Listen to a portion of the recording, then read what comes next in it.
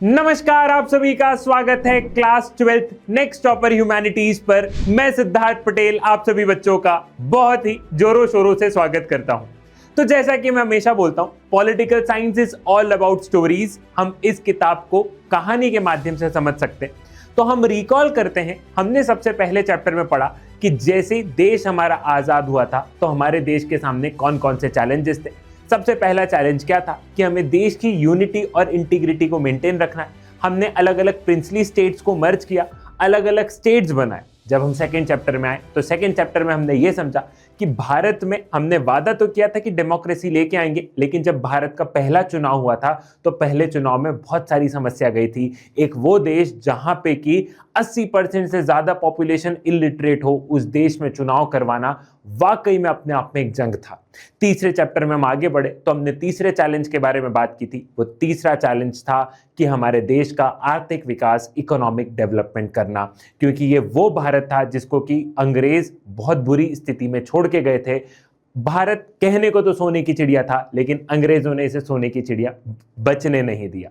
हमने जब आगे वाले चैप्टर में बढ़े तो हमने इंडिया की फॉरेन पॉलिसी के बारे में समझा। हमने पाकिस्तान, चाइना, इन सब के युद्ध के बारे में समझा और भारत की फॉरेन पॉलिसी कैसे रही इसके बारे में समझा। तो आपको ये पूरा कॉन्टेक्स्ट यहां पे समझ में आ गया है। ये जो चैप्टर है, challenges to and restoration of Congress system, मतलब कि इस चैप्टर में हम एक अपनी इंडियन पॉलिटिक्स के एक नए पड़ाव पर चल रहे हैं।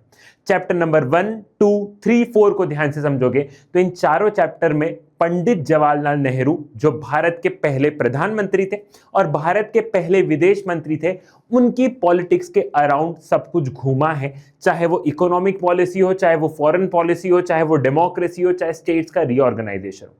इस चैप्टर में हम लोग ये देखेंगे कि ये जो पंडित जवाहरलाल नेहरू की कांग्रेस थी, अब इस कांग्रेस में कहीं ना कहीं कुछ ना कुछ समस्या आने वाली है। क्यों समस्या आने वाली है मेरे लाल? क्योंकि हम लोग देखते हैं कि पंडित जवाहरलाल नेहरू की डेथ हो जाती है 1964 में। जब पंडित जवाहरलाल नेहरू की डेथ होती है 1964 में, तो पूरे देश में ऐसा रहता है कि अब अगला प्रधानमंत्री कौन बनेगा। पंडित जवाहरलाल नेहरू की छवि क्योंकि एकदम ऐसी थी कि वो पूरे देश को बांध के रख लेंगे, तो अब पंडित जवाहरलाल नेहरू का नहीं रहना ये एक सवाल लेके आ रहा था कि अब देश के अगले प्रधानमंत्री कौन होंगे। तो देश के अगले प्रधानमंत्री बनते हैं लाल बहादुर शास्त्री। कांग्रेस के सारे लोग सर्वसहमति से लाल बहादुर शास्त्री को क्या करते हैं? लाल बहादुर शास्त्री को अपना नया प्रधानमंत्री चुन लेते हैं। अब जब लाल बहादुर शास्त्री 1964 में प्रधानमंत्री बनते हैं तो लाल बहादुर शास्त्री के सामने बहुत सारी समस्याएं थी। कैसी समस्याएं थी? तो हम लोग ये देख रहे थे कि फूड क्राइसिस, भारत में मॉनसून फेलियर चल रहा था। ये बात हो रही है 1965 के भारत की मेरे लाल। 1965 में भारत सब कुछ एग्रीकल्चर पर चलता था। ये इंडस्ट्रीज, फैक्ट्री, सर्विस सेक्टर, ये सारी चीजें नहीं होती थी। अब मॉनसून फेलियर हुआ है तो किसान परेशान है। ध्यान करो, 1965 में अपना पाकिस्तान के साथ में युद्ध होता है और पाकिस्तान के युद्ध में हमारी विजय होती है, लेकिन कहीं ना कहीं आर्मी का मनोबल भी हमें बढ़ाना है। तो लाल बहादुर शास्त्री एक स्लोगन देते हैं, जय जवान जय किसान। वो ये बोलते हैं, जय जवान, जवान है तो ये देश सुरक्षित है, किसान है तो इस देश का पेट भर रहा है। तो लाल बहादुर शास्त्री जवान और किसान दोनों का मनोबल बढ़ाने के लिए उन्होंने ये नारा दिया था। हम लोग देखते हैं लाल बहादुर शास्त्री की सडन डेथ हो जाती है। कहां पे? ताशकंद में हो जाती है। जब ये जो पाकिस्तान के साथ जो हमारा युद्ध चल रहा था, इस युद्ध को पूर्ण विराम देने के लिए जब ट्रीटी साइन करने गए थे तो हम लोग देखते हैं कि इनकी ताशकंद में मिस्टीरियस डेथ हो जाती है। तो हमने ये देखा 1964 में पंडित जवाहरलाल नेहरू की डेथ हुई, 1964 में लाल बहादुर शास्त्री प्रधानमंत्री बने और लाल बहादुर शास्त्री 1966 तक ही प्रधानमंत्री रहे। मात्र 2 साल तक वो ऑफिस में रहे और भारत ने अपने दूसरे प्रधानमंत्री को खो दिया। अब जब भारत ने अपने दूसरे प्रधानमंत्री को खो दिया तो यहां पे सवाल आता है कि अब अगला प्रधानमंत्री कौन? अब अगले प्रधानमंत्री में हम लोग देखते हैं कि लाल बहादुर शास्त्री के बाद में अगले प्रधानमंत्री बनती है इंदिरा गांधी। अब जब पंडित जवाहरलाल नेहरू की डेथ हुई थी तो कांग्रेस के सारे लोगों ने एक स्वर में बोला था, क्या था? कि लाल बहादुर शास्त्री इस देश के अगले प्रधानमंत्री रहेंगे। लेकिन जब लाल बहादुर शास्त्री की डेथ होती है तो सब लोगों ने एक स्वर में इंदिरा गांधी का नाम नहीं लिया था। तब 2 नाम सबसे सामने आए थे, एक था मोरारजी देसाई, दूसरी थी इंदिरा गांधी। मोरारजी देसाई बड़े ही हम बोलें कि पॉलिटिक्स में उनको बहुत लंबा अनुभव रहा है और कुछ लोग चाहते थे कि मोरारजी देसाई प्रधानमंत्री बने, कुछ लोग चाहते थे कि इंदिरा गांधी प्रधानमंत्री बने। इसके तहत ऐसा तय किया गया था कि वोटिंग होगी। वोटिंग में यह देखा गया कि टू थर्ड लोगों ने इंदिरा गांधी के फेवर में वोट किया और इन 2/3 लोग जिन्होंने कि इंदिरा गांधी के फेवर में वोट किया उसमें से कांग्रेस के बड़े इन्फ्लुएंशियल लोग थे। मतलब कि कांग्रेस में हर पॉलिटिकल पार्टी में कुछ इन्फ्लुएंशियल लोग होते हैं ना, जैसे कि बीजेपी में, मैं बीजेपी का नाम लूंगा तो बीजेपी में तुम लोग देखोगे कि सर ये 3-4 लोग बड़े काम के हैं बीजेपी में, बाकी भले बीजेपी चल रही हो लेकिन ये 4 लोग बीजेपी को चला रहे। तो वैसे ही उस समय भी कांग्रेस में भी कुछ 3-4 लोग हुआ करते होंगे जो 3-4 लोग बड़ी पावरफुल पोजीशन होल्ड करते थे। ठीक है, तो ये जो 3-4 लोग थे इनके ग्रुप को कहा जाता था सिंडिकेट। क्या कहा जाता था? सिंडिकेट। अब ये जो सिंडिकेट था, ये सिंडिकेट इंदिरा गांधी को सपोर्ट कर रहा था। क्यों सपोर्ट कर रहा था? इनमें इनकी एक चालाकी थी। इनको ऐसा था कि इंदिरा गांधी को उस समय गूंगी गुड़िया बोला जाता था। इनको था कि मोरारजी देसाई, क्या मोरारजी देसाई को तो बहुत जानकारी है, अगर मोरारजी देसाई प्रधानमंत्री बन गए तो वो मोरारजी देसाई सिंडिकेट ग्रुप से पूछेंगे ही नहीं। लेकिन इनको था कि इंदिरा गांधी के पास में ज्यादा नॉलेज नहीं है, गूंगी गुड़िया है, कहने को वो प्रधानमंत्री रहेगी लेकिन सरकार पीछे से हम चलाएंगे। चेहरा इंदिरा गांधी का होगा लेकिन दिमाग सिंडिकेट का होगा। तो इसलिए सिंडिकेट ग्रुप ने भी क्या किया? सिंडिकेट ग्रुप ने भी इंदिरा गांधी को सपोर्ट किया। तो हम लोग देखते हैं कि लाल बहादुर शास्त्री के बाद में अगली प्रधानमंत्री बनती है इंदिरा गांधी। जैसे ही इंदिरा गांधी प्रधानमंत्री बनती है तो इंदिरा गांधी के सामने बहुत सारे चैलेंजेस थे, जिसमें कि सबसे बड़ा चैलेंज ये था कि अगले साल चुनाव होने थे। 1967 में, क्या है 1967 में चुनाव होना। 1967 का चुनाव पहला चुनाव था जिसमें कि पंडित जवाहरलाल नेहरू नहीं थे। 1967 के चुनाव में इकोनॉमिक क्राइसिस बहुत ज्यादा थे, देश की आर्थिक स्थिति बहुत ज्यादा खराब थी। क्यों बहुत ज्यादा खराब थी? तो मैंने बताया मॉनसून फेलियर था, हमारा चाइना के साथ में युद्ध हुआ, पाकिस्तान के साथ में युद्ध हुआ, भारत थोड़ा बहुत जो भी पैसे थे भारत के पास में हम ज्यादा से ज्यादा डिफेंस पर खर्च कर रहे थे, हम अपने लोगों पर खर्च ही नहीं कर पा रहे थे। तो जो लोग थे, लोग बड़े त्रस्त हो गए थे। लोग बड़े कैसे हो गए थे? कांग्रेस के प्रति एकदम ऐसे हो गए थे कि कांग्रेस को हराना है, कांग्रेस को क्या करना है? कांग्रेस को हराना। अच्छा, अब इसी दौरान क्या हुआ? इसी दौरान राम मनोहर लोहिया जो थे वो एक स्ट्रैटेजी देते हैं नॉन कांग्रेसी। राम मनोहर लोहिया बोलते हैं कि कांग्रेस बार बार पावर में क्यों आ जाती है? क्योंकि सारी पॉलिटिकल पार्टीज अलग अलग होती। जैसे फॉर एन एग्जांपल मैं बताता हूं कि कांग्रेस है और कांग्रेस के साथ में 4 पॉलिटिकल पार्टीज और हैं। तो जब भी अगर हम वोट कैलकुलेट की बात करेंगे बेटा तो सबसे ज्यादा कांग्रेस को मिलेंगे। लेकिन अगर सारे अपोजिशन पार्टी मिलके साथ में आ जाए और यहां पे कांग्रेस हो तो ज्यादातर वोट इन अपोजिशन पार्टीज को मिलेगा। जब बहुत सारी पॉलिटिकल पार्टीज रहती है ना तो 5 वोट इसको, 4 वोट इसको, 3 वोट इसको, 2 वोट इसको, 10 वोट इसको। अब यहां पे राम मनोहर लोहिया ने बोला कि अगर कांग्रेस को हराना है तो जितनी भी नॉन कांग्रेस पॉलिटिकल पार्टीज हैं उन सबको साथ में आना होगा। जब ये नॉन कांग्रेस पॉलिटिकल पार्टी साथ में आएगी तो जितने भी लोग जो कि कांग्रेस को वोट नहीं कर रहे हैं वो ऑफ कोर्स इनको वोट करेंगे। तो क्या होगा? तो नॉन कांग्रेस पॉलिटिकल पार्टी जीत जाएगी।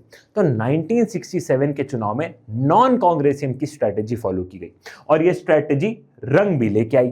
ये स्ट्रैटेजी रंग कैसे लेके आई? जब इलेक्शन का रिजल्ट आया भैया तो ऐसा देखा गया कि कांग्रेस की सरकार तो बनी है केंद्र में, सेंट्रल गवर्नमेंट कांग्रेस की जी है, लेकिन बहुत सारे स्टेट गवर्नमेंट में कांग्रेस चुनाव हार चुकी थी।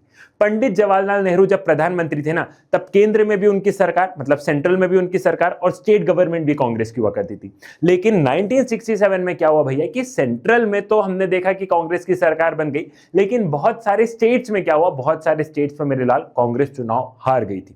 एक कहावत थी कि अगर आप हावड़ा से दिल्ली ट्रेन से जा रहे हो तो एक भी स्टेट ऐसा नहीं है कि जहां पे कांग्रेस का रूल हो। मतलब कि अगर आप कोलकाता से लेके दिल्ली, मतलब वेस्ट बंगाल से लेके दिल्ली जाओगे तो बिहार, यूपी सारी जगह नॉन कांग्रेस गवर्नमेंट फॉर्म हुई थी। ठीक है, तो कांग्रेस को क्या लगा? कांग्रेस को झटका लगा कि वो कांग्रेस जहां पे की सारी जगह अगर नजर जाएगी तो कांग्रेस ही कांग्रेस, कांग्रेस ही कांग्रेस। अब वो कांग्रेस का पावर, वो कांग्रेस का वर्चस्व धीरे धीरे क्या हो रहा है? धीरे धीरे कम हो रहा है। इस इलेक्शन में पहली बार डिफेक्शन देखा गया। डिफेक्शन मतलब आया राम गया राम से तुम्हारी बुक में बताया गया। डिफेक्शन मतलब कि तुमने चुनाव लड़ा कांग्रेस की उससे, लेकिन चुनाव जीतने के बाद तुमने दूसरी पॉलिटिकल पार्टी में चेंज कर लिया। जैसे कि एक एग्जांपल बताता हूं कि मान लो मैंने कांग्रेस की टिकट से चुनाव लड़ा, कांग्रेस के साइन से चुनाव लड़ा, उसके बाद में चुनाव में जीत गया, बीजेपी ने बोला हम तुमको 2 करोड़ रुपए दे देंगे, मैं बीजेपी में चले गया। इसको कहते हैं डिफेक्शन। इसको आया राम गया राम से तुम्हारी किताब में डिनोट किया गया है, क्योंकि हरियाणा के एक एमएलए थे गया लाल, उन्होंने एक रात में 3 बार पॉलिटिकल पार्टी बदली थी। तो हम लोगों ने ये देखा है कि यहां पे क्या हुआ, डिफेक्शन की वजह से बहुत सारी जगह पे कांग्रेस सरकार नहीं बना पाई। अच्छा, पहली बार हम लोग ये भी देखते हैं कि इस चुनाव में कोएलिशन देखने को मिलता है। कोएलिशन मतलब भारत की राजनीति में पहली बार 3-4 पॉलिटिकल पार्टी साथ में आके सरकार चला रही है। स्पेशली जब हम स्टेट गवर्नमेंट की बात करते हैं ना, जैसे बिहार, यूपी, यहां पे मैंने बोला कि कांग्रेस की सरकार नहीं थी। अगर कांग्रेस की सरकार नहीं थी तो कौन सी पॉलिटिकल पार्टी की सरकार थी? किसी एक पॉलिटिकल पार्टी की सरकार नहीं थी। 2-3-4 पॉलिटिकल पार्टीज आके क्या करी, 2-3-4 पॉलिटिकल पार्टी साथ में मिलकर क्या करी, साथ में मिलकर सरकार चला रही है। ठीक है, ये भी देखने को मिला। अब हम लोग एक चीज देखते हैं कि इंदिरा गांधी के सामने बड़ी समस्या आ जाती है। इंदिरा गांधी प्रधानमंत्री तो बन जाती है क्योंकि वो सेंट्रल लेवल का चुनाव जीत जाती है, लेकिन अब इंदिरा गांधी को क्या करना है? इंदिरा गांधी को सबसे पहले देश का डेवलपमेंट करना है। दूसरा, इंदिरा गांधी को जो कांग्रेस ने जो अपनी पोजीशन लूज की है, उस पोजीशन को वापस स्ट्रांग करना पड़ेगा ना। तीसरा, ये जो सिंडिकेट ग्रुप है, ये सिंडिकेट ग्रुप इंदिरा गांधी को तकलीफ देने लग जाता है। कैसे तकलीफ देने लग जाता है? सिंडिकेट ग्रुप को लगा कि इंदिरा गांधी हमारी सुनेगी, लेकिन इंदिरा गांधी उनकी सुन नहीं रही थी। इंदिरा गांधी अपने डिसीजन खुद ले रही थी। अब जब इंदिरा गांधी अपने डिसीजन खुद लेगी तो ये सिंडिकेट ग्रुप को तो मिर्ची लगेगी ना, कि हमने तो इंदिरा गांधी को प्रधानमंत्री इसलिए बनाया था क्योंकि इंदिरा गांधी हमारी सुनेगी, और अब मैडम सुन ही नहीं रही है। तो इंदिरा गांधी एक चीज जानती थी कि कांग्रेस के अंदर भी फूट है, साथ ही साथ देश के बाहर कांग्रेस बहुत सारी जगह से चुनाव हार चुकी है, प्लस देश का इकोनॉमिक डेवलपमेंट करना है। तो ऑल्दो इंदिरा गांधी प्रधानमंत्री बन गई थी, लेकिन उनके सामने क्या थे? उनके सामने अनेक चैलेंजेस थे। कांग्रेस में जो फूट डली है, ये फूट पब्लिक को पता चलती है कब? जब प्रेसिडेंशियल इलेक्शंस होते हैं। अब प्रेसिडेंशियल इलेक्शंस मतलब क्या है कि उस समय के जो प्रेसिडेंट थे, उन प्रेसिडेंट की डेथ हो जाती है। अब प्रेसिडेंट की डेथ हुई तो अगले प्रेसिडेंट का चुनाव होना है। जब अगले प्रेसिडेंट का चुनाव होना था तो हम लोग ये देखते हैं कि जो कांग्रेस के जो ऑफिशियल कैंडिडेट रहते हैं, उनका नाम रहता है एन संजीवा रेड्डी। कौन रहते हैं? एन संजीवा रेड्डी। कांग्रेस अपने ऑफिशियल कैंडिडेट जो है एन संजीवा रेड्डी को क्या करते हैं? एन संजीवा रेड्डी को प्रेसिडेंट के पद के लिए नॉमिनेट किया जाता है। ठीक है, इंदिरा गांधी को एन संजीवा रेड्डी को प्रेसिडेंट नहीं बनाना था, तो इंदिरा गांधी उस समय के जो वाइस प्रेसिडेंट है वीवी गिरी, वो इनसे बोलती कि आप इंडिपेंडेंट कैंडिडेट की तरह क्या करो, आप इंडिपेंडेंट कैंडिडेट की तरह चुनाव लड़ो। ठीक है, अब चुनाव होना है, एक तरफ एन संजीवा रेड्डी जो कि कांग्रेस के कैंडिडेट है, दूसरी तरफ है वीवी गिरी जो कि इंडिपेंडेंट चुनाव लड़ रहे हैं, जिनको कि किसी पॉलिटिकल पार्टी की बैकिंग नहीं मिली है। अब वोटिंग होनी है तो कांग्रेस के जो प्रेसिडेंट है उन्होंने व्हिप इशू की। व्हिप मतलब कि जिसको पॉलिटिकल पार्टी का हेड बोल रहा है उसको वोट करना पड़ेगा। तो कांग्रेस पार्टी के प्रेसिडेंट ने व्हिप इशू करी कि सब लोग एन संजीवा रेड्डी को क्या करेंगे? एन संजीवा रेड्डी को वोट करेंगे। उसी समय इंदिरा गांधी बोलती है कॉन्शियस वोट मतलब कि तुमको जिसको वोट करना है तुम उसको वोट करो। और जब कॉन्शियस वोट की बात आई मेरे लाल, तो रिजल्ट में ये देखा गया कि कांग्रेस के ऑफिशियल कैंडिडेट चुनाव हार जाते हैं और वो इंडिपेंडेंट कैंडिडेट वीवी गिरी चुनाव जीत जाते हैं। इसके चलते क्या होता है? इसके चलते कांग्रेस में फूट डल जाती है। जो कांग्रेस पार्टी के प्रेसिडेंट रहते हैं वो इंदिरा गांधी को पॉलिटिकल पार्टी के बाहर निकाल देते हैं कि आप कांग्रेस में नहीं रह सकती हैं। अब इंदिरा गांधी को कांग्रेस के बाहर निकाल दिया तो सवाल आया कि वो प्रधानमंत्री कैसे रही। देखो, जब इंदिरा गांधी को कांग्रेस पार्टी के बाहर निकाला तो इंदिरा गांधी ने लोगों से बोला कि मैं हूं असली कांग्रेस, और वो सिंडिकेट ग्रुप ने बोला कि हम हैं असली कांग्रेस। तो इंदिरा गांधी की कांग्रेस को बोला जाता है कांग्रेस आर, और उस सिंडिकेट ग्रुप की कांग्रेस को बोला जाता है कांग्रेस ओ। तो यहां पे लोगों के सामने 2 कांग्रेस आई। अब इंदिरा गांधी प्रधानमंत्री के पद पर कैसी रही? क्योंकि अगर आपको प्रधानमंत्री बनना है तो लोकसभा में मेजॉरिटी रहनी चाहिए। तो मेजॉरिटी इंदिरा गांधी ने कैसे प्रूव करी? जो दूसरी पॉलिटिकल पार्टी थी ना, इंदिरा गांधी बड़ा दूर का सोचती थी। इंदिरा गांधी ने दूसरी पॉलिटिकल पार्टी से अपने व्यवहार अच्छे बना लिए थे। तो बात आई कि वोटिंग प्रूफ करो लोकसभा में, तो इंदिरा गांधी ने अपनी वोटिंग प्रूफ कर दी, क्योंकि दूसरी पॉलिटिकल पार्टी के लोगों ने इंदिरा गांधी के फेवर में वोट कर दिया। अगर आपको प्रधानमंत्री बनना है तो बस आपके पास मेजॉरिटी रहनी चाहिए, जो कि इंदिरा गांधी के पास में थी। ठीक है भाई साहब, इंदिरा गांधी को ये चीज समझ में आ जाती है। अब इंदिरा गांधी सोचती है कि मुझे अपनी पोजीशन मजबूत करनी होगी, क्योंकि आज तो दूसरी पॉलिटिकल पार्टीज ने क्या किया है, आज तो दूसरी पॉलिटिकल पार्टीज ने सपोर्ट कर दिया है, आगे चल के सपोर्ट ना करे तो इंदिरा गांधी सोशलिस्ट प्रोग्राम्स लेके आती है। मतलब कि इंदिरा गांधी सबसे पहले लोगों के मन में अपनी छवि सुधारती है। कैसे? नेशनलाइजेशन ऑफ बैंक्स, मतलब कि जितने भी प्राइवेट बैंक है उनको सरकारी में कन्वर्ट करो। Indira Gandhi abolition of Privi purse का लेके आती है। अबॉलिशन ऑफ प्रीवी पर्स मतलब कि जब हम प्रिंसली स्टेट्स को मर्ज कर रहे थे, जैसे कि जूनागढ़ हो गया, हैदराबाद हो गया, और भी हमने अलग अलग प्रिंसली स्टेट्स को मर्ज किए, तो हमने राजा महाराजाओं से कुछ कुछ वादे किए थे। क्या वादे किए थे? कि तुम भारत के साथ में जुड़ जाओ, बदले में हम तुम्हें महीने का क्या 2 लाख रुपए 3 लाख रुपए हर महीने देंगे। इंदिरा गांधी ने बोला कि ये गलत है, हम आम जनता का पैसा उनको क्यों दें? तो इंदिरा गांधी ने बोला कि मैं प्रीवी पर्स को अबॉलिश कर दूंगी। ठीक है, मैं प्रीवी पर्स को क्या करूंगी? अबॉलिश कर दूंगी। इंदिरा गांधी ने नारा दिया था गरीबी हटाओ। कौन सा नारा दिया? गरीबी हटाओ। तो इंदिरा गांधी ने लोगों के मन में एक अच्छी छवि बनाना शुरू की। वहीं हम लोग देख रहे थे कि इंदिरा गांधी उस समय, मतलब इंदिरा गांधी बोलती है 1971 में प्रेसिडेंट से कि आप लोकसभा को डिसॉल्व कर दीजिए क्योंकि अब मेरे पास मेजॉरिटी नहीं रही है। ठीक है, वो लोकसभा को डिसॉल्व कर देती क्योंकि इंदिरा गांधी चाहती थी चुनाव थोड़े से पहले आ जाए, क्योंकि इंदिरा गांधी की छवि अब अच्छी बन चुकी थी। ठीक है, तो फिर से भैया हम लोग देखते कि 1970s में चुनाव आ जाते हैं। जब 1970-71 में चुनाव आता है मेरे लाल, तो हम लोग ये देखते हैं कि उस चुनाव में 3 ग्रुप रहते हैं। एक ग्रुप रहता है कांग्रेस आर, जो कि इंदिरा गांधी का था। एक ग्रुप रहता है कांग्रेस ओ, जो कि उस सिंडिकेट वाला था, और एक सारी अपोजिशन पार्टी। ये 3 ग्रुप थे, ये 3 अलग अलग ग्रुप थे जो कि लोगों के सामने गए। अब इंदिरा गांधी ने लोगों से बोला, जब वो चुनाव प्रचार के लिए गई, कि मेरे पास गरीबी हटाओ का नारा है, इनके पास में एक ही नारा है, इंदिरा हटाओ। क्या नारा है? इंदिरा हटाओ। लोगों को भी लगा कि हाँ यार, इंदिरा गांधी के पास में स्ट्रैटेजी है। तो उस चुनाव में यह देखा गया कि इंदिरा गांधी की जीत हो जाती है। क्या होता है मेरे लाल? इंदिरा गांधी की बहुत भयंकर जीत हो जाती है। इंदिरा गांधी की केंद्र में सरकार बन जाती है। फिर हमने देखा कि 1971 में क्या होता है? 1971 में अपना युद्ध होता है, जिसमें कि हम बांग्लादेश बना देते हैं। उसके बाद में बहुत सारी स्टेट असेंबलीज का भी चुनाव होता है और वहां पे भी कांग्रेस की जीत हो जाती है। अब तुम चैप्टर का नाम ध्यान रखो। चैप्टर का नाम क्या था?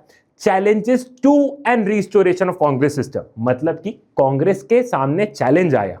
ठीक है, कांग्रेस बिखर भी गई, लेकिन कांग्रेस में वापस से रिस्टोर कर लिया। मतलब कांग्रेस ने वापस से अपनी पोजीशन उतनी ही मजबूत बना ली। कांग्रेस ने वापस से अपनी पोजीशन उतनी ही मजबूत बना ली, इसीलिए चैप्टर का नाम ऐसा रखा गया, challenges to and restoration of Congress system.